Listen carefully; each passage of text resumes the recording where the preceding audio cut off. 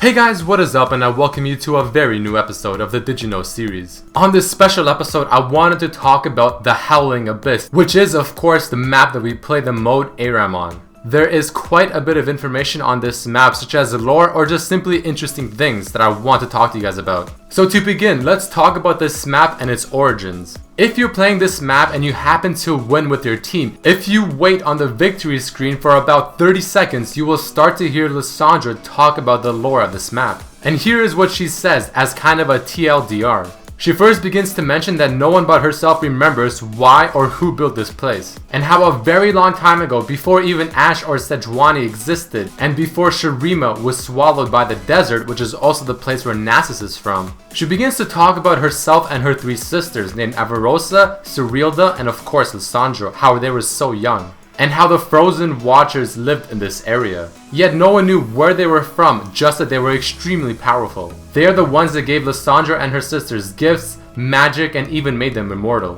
which is where they also got the name Iceborne from. In return for their generosity, what they wanted was a fortress, but Lysandra's sister Avarosa did not like it this way and wanted to have a choice. And the Howling Abyss is where the big battle happened. One side was the Frozen Watchers, and the other side was Avarosa and her Iceborne horde. At the very end, the Watchers ended up losing.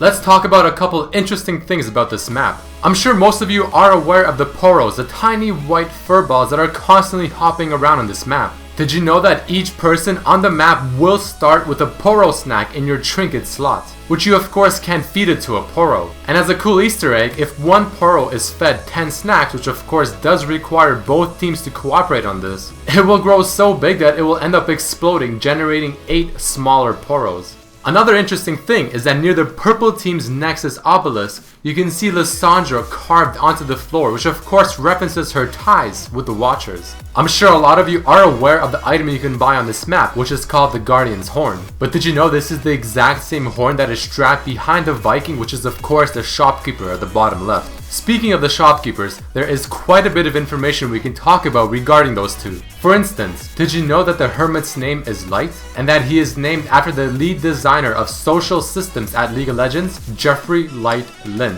The Hermit also does have a flying robot named Jeeves, and this one is named after Kevin Jeeves O'Brien, who is a game designer at League of Legends. And then of course on the other side of the map you have the Viking, who reveals his name in one of his quotes, which is Greyor. The Viking is voiced over by someone named Joshua Tomar, who voices our most favorite and beloved troll, Trundle. The Hermit, of course being very senile, seems to be unable to decide who should be the next queen, Ash or Sejuani. Welcome Sejuani, the next queen of the Freljord. Welcome Ash, the next queen of the Freljord.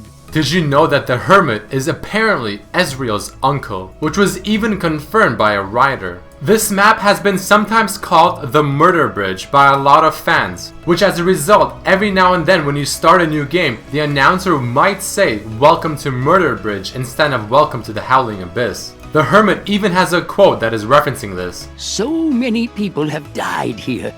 I should call this place Murder Bridge. No, the Howling Abyss is definitely cooler.